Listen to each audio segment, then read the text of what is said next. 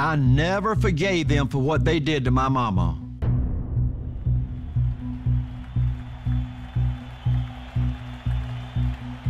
Folks, I'm so dadgum proud we took on the largest industry in the world.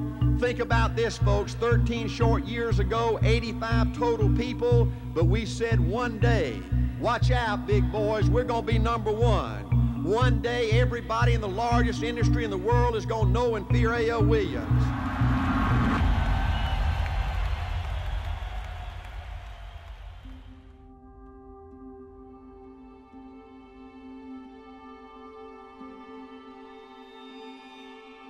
Art Williams had a passion for helping people. You know, Art Williams had a way of selling hope to people that nobody else that I've ever met in my lifetime could do. You know, he just made you believe that if you paid the price, if you were willing to pay the price, that the dream was going to be worth it.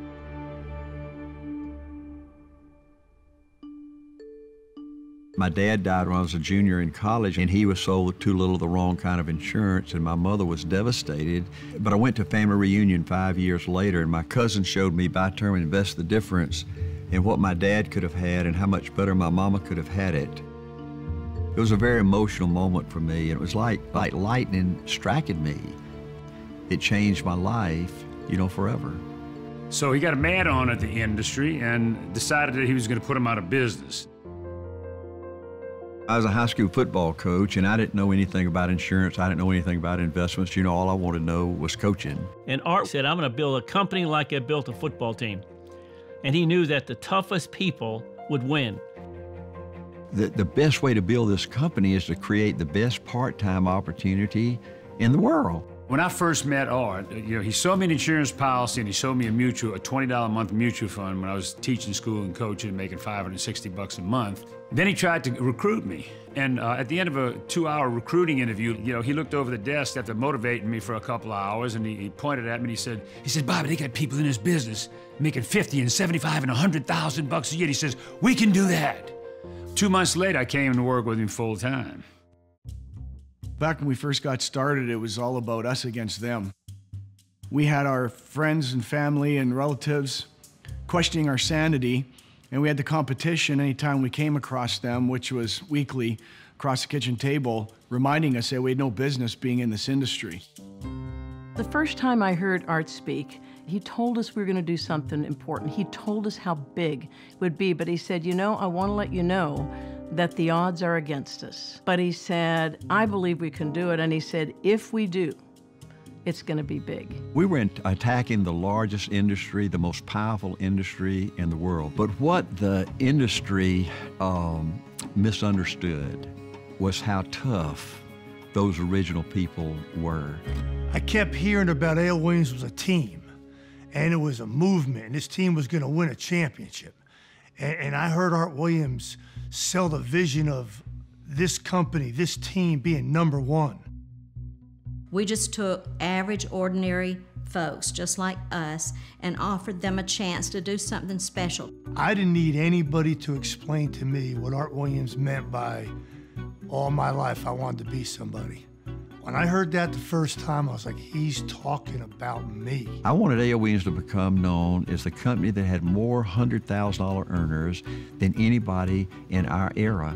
And we took this thing and we went all over the country, all over Canada, all over Puerto Rico. And not only we beat Prudential, but we beat Prudential and New York Life combined. And we destroyed the largest, most powerful, most evil industry the world has ever known.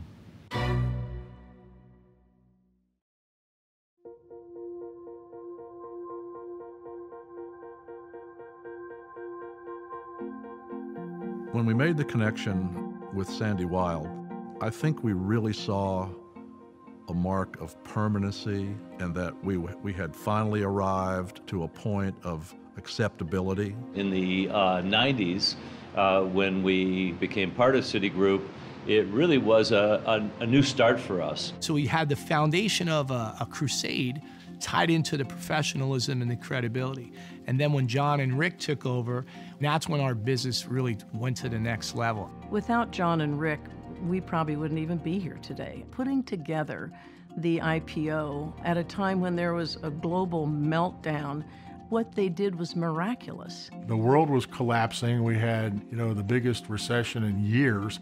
All the big banks, the stock market had gone down. To try and put money together to do an IPO and basically buy our way out of city was virtually impossible. And what they accomplished was totally impossible given the conditions of the day. But they found a way to get it done. In their brains, it was do or die. They were going to make it happen, and man, they flat did it. Rick and I were 40-something weeks in New York, and it was just a war to get the company out of city and to get it public. There were many points where it was unclear whether we were going to be able to succeed or not, and that was the value of having two of us. The one thing I was confident of is if you put us in front of people, we were going to sell this thing. At one point, I screamed at an investment banker, "Put me on the road and this deal is done." When our company went public and we were all invited to Wall Street, it was such an unbelievable moment. Here's our company banner, all our leaders are up on the balcony hitting the gavel and the bell's going off, and we're sitting there going, is this happening? None of us were supposed to be here. This company wasn't supposed to make it. The morning when the stock was opening, when we were all down at the stock exchange, before the market opened, and then once the market opened, they couldn't trade our stock because it was so oversubscribed. And so Rick is up trying to figure out the math of what's going on. And I'm looking up and there's, the ticker going around the floor with Primerica listed today, co-CEOs John Addison, Rick Williams on the floor. And I just grabbed Rick and I said, "Rick, quit looking at that and look at this. Look at what we did." Stop focusing on what's going on and focus on the bigger picture of what's going on. Focus on that we succeeded in doing this.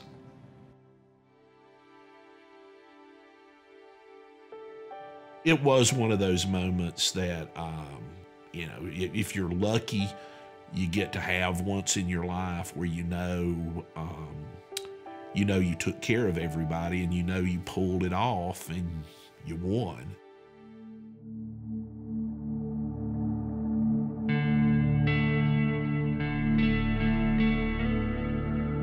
So being part of that first closing bell experience on Wall Street was something, but to be invited back a second time 5 years later was even more special. Very rarely, if ever, a company gets invited back to do the closing bell again. It rang in the new era of Glenn and Karen Williams as our CEO. To me, he epitomizes toughness and kindness. There is no doubt this company, with Glenn's leadership, isn't going to be the biggest it's ever been. This company has the greatest distribution system of any company anywhere in the world, and we know it. We're great because of that group of leaders that built this company over the last 40 years and will build it over the next 40 years. That's why we keep them first in everything we do. Our mission from day one has been to be able to build more financially independent families than any company in the history of North American business. When you think about the word history, most people are thinking about the past. One of the most exciting things about our history is it's such an integral part of our present and what our future will become. There's a great quote that says, "I see far, for I stand on the shoulders of giants." And in Primerica, that is so true. I think when we found Primerica, we found a life, right? To know that what we do and the company that we're a part of, it will deliver, that there's not something better out there. There's no searching for the next best thing. Because of what we've created, our future is the quilt of America. Our future is that we're inclusive, and that is why we are unstoppable. Can you imagine waking up every day and knowing you can go for anything that you want to go for? The last 40 years has been incredible. And as Art always said, I believe this is a company of destiny. The great things that we've been able to accomplish, the things that Primerica has done that are absolutely amazing, but we're a 40-year-old company that's 7 years young. I mean, we're just 7 years as our own independent company. We're just starting. And I think the best is clearly in the future.